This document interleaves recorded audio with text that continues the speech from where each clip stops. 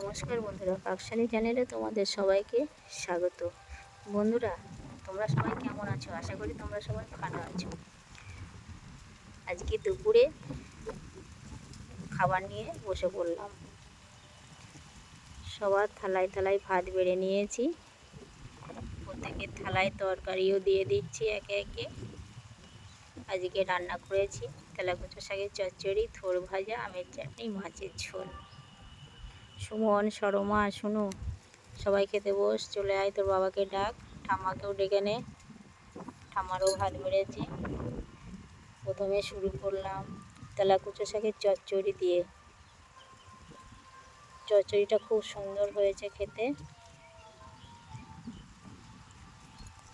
তুই খাবি না? দাদা না খাবি তুলে রাখ। চচ্চড়ি খাওয়া হয়ে গেছে।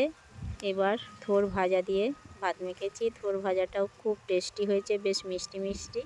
তারপরেই নিয়ে নিলাম রুই মাছের ঝোল, কাঁচা কলা আলু বড়ি দিয়ে রান্না করেছি।